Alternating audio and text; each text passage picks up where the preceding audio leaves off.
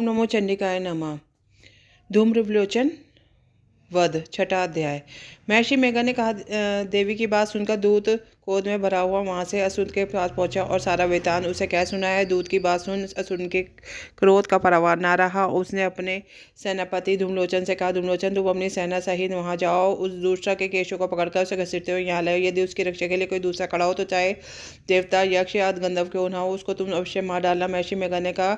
शुंभ के इस प्रकार आज्ञा देने पर धूम्रलोचन 60,000 राक्षसों की सेना लेकर वहां पहुंचा और उसकी देवी की दरकार देखकर कहने लगा, अरे तू अभी शुंभ और निशुंभ के पास चल। यदि तू प्रसन्नतापूर्वक मेरे साथ चलेगी तब मैं तेरे केशों को पकड़ घसीटता हुआ तुझे ले चलूंगा। देवी बोली, असुरन का भेजा हुआ तेरे जैसा बलवान यदि बलपूर्वक मुझे ले जाएगा तो इसी दशा में मैं तुम्हारा कर ही क्या सकती हूँ। महर्षि मेघा ने ऐसा कहने पर धूम्ररुचि ने उसकी ओर लपका, किंतु देवी ने उसको अपनी हुंकार से ही भस्म कर डाला। यह देखकर सूरसेना कूद होकर देवी की ओर बढ़ी, परंतु अंबिका ने उन पर तीखों बाणों, शक्तियों और फरसों की वर्षा आरंभ कर दी। इतने में देवी का वाहन भी अपनी गिरवा के बालों को झटकता हुआ बड़ा भारी शब्द करता हुआ असुर सेना में कूद पड़ा। उसने कई असुर अपने पंजों से, कई अपने जबड़ों से और कई को धरती पर पटककर अपनी दाढ़ों से घायल करके मार डाला। उसने कई असुरों के अपने नख से पेट फाड़ डाले और कई असुरों का तो केवल थप्पड़ मारकर सिर धड़ से अलग कर दिया। कई असुरों के भुजाएं सिर तोड़ डाले और गर्दनों के बालों को हिलाता है उसने कई असुर को पकड़कर उनके पेट फाड़कर उनका रक्त पी डाला। इस प्रकार देवी के उस महाबलवान सिंह ने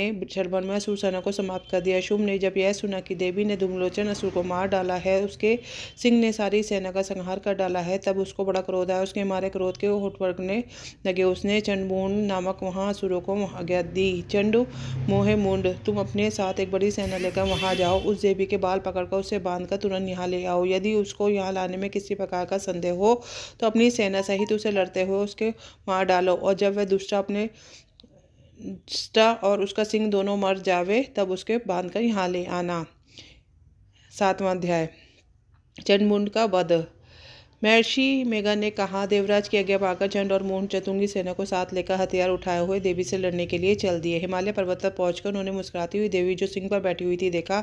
जब असुर उनको पकड़ने के लिए तलवारें लेकर उनकी ओर बढ़े तब अंबिका ने उन पर बड़ा क्रोध आया। मारे क्रोध के उनका मुख काला पड़ गया, उनकी भुकटियां चढ़ गई और उनके ललाट में से अत्यंत भयंकर, अत्यंत विस्तृत मुख वाली, लाल आंखों वाली काली प्रकट हुई, जो अपने हाथों में तलवार और पाश लिए हुए थी। यह विचित्र खड्ग धारण करे हुए थी, चीते के चर्म की साड़ी तथा नरमुंडों की माला पहनी हुई थी। उसका मांस सूखा हुआ था और शरीर केवल हड्डियों का ढांचा था और भयंकर शब्द से दिशाओं को पूर्ण कर रही थी। यह असुर सेना पर टूट पड़ी और दैत्यों का भक्षण करने लगी। वह पार्श्व रक्षकों और शूलधारी माइक्रो हाथियों पर सवार योद्धाओं और घंटा सहित हाथियों को एक हाथ से पकड़कर अपने मुंह में डाल देती। इसी प्रकार वह घोड़ों, रथों, हाथियों व रथों में बैठे सैनिकों को मुंह में डालकर भयानक रूप से चबा रही थी। किसी के केश पकड़कर, किसी के पैरों को दबाकर, किसी दैत्य को छाती से मसलकर मार रही थी। वह दैत्यों के छेड़े हुए अस्त्र को मुंह में पकड़कर क्रोध में उनको दांतों में पीस रही थी। उसने कई बड़े बड़े असुर भक्षण कर डाले, कितनों को रोट डाला और कितने उसकी मार के आगे भाग गए, कितने तो उसके तलवार से मार डाला, कितनों को अपने दांतों से समाप्त कर दिया। और इस प्रकार से देवी क्षणभर में संपूर्ण साहित्य सेना को